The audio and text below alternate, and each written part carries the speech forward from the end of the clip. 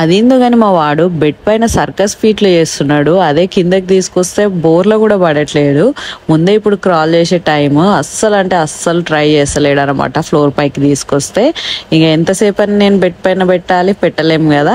ఇట్లా కాదు అని చెప్పేసి నేను అమెజాన్ నుంచి ఈ ప్లే మ్యాట్ అయితే తీసుకున్నా. యాక్చువల్లీ నేను ఇది యూజ్ చేసిన తర్వాతే రివ్యూ ఇస్తున్నా. ఫస్ట్ చూడగానే నాకైతే చాలా మినిమలిస్టిక్ గా సాఫ్ట్ కలర్స్ తోనైతే ఉంది అనిపించింది.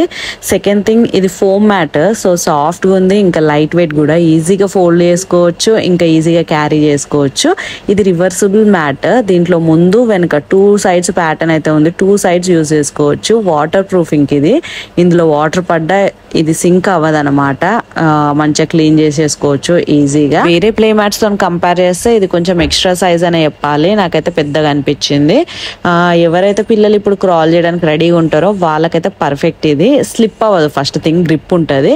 మా వాడికైతే బాగా యూజ్ అయింది. అందుకే నేను ఈ రివ్యూ షేర్ చేస్తాను. ఇంకా మెయిన్ రీజన్, క్రాల్ చేసేటప్పుడు బోర్లో పడే టైంలో వాళ్ళకి హెడ్ తగులుతూ ఉంటది కదా, ఇది ఫోమ్ మ్యాట్ చాలా సేఫ్ అనమాట.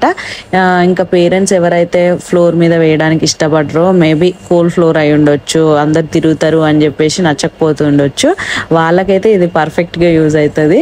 నాకైతే కొంచెం అట్లనే అనిపించేది ఫ్లోర్ మీద వేసేటప్పుడు. So that's it guys. Video నచ్చితే కనుక please subscribe to my channels. Bye.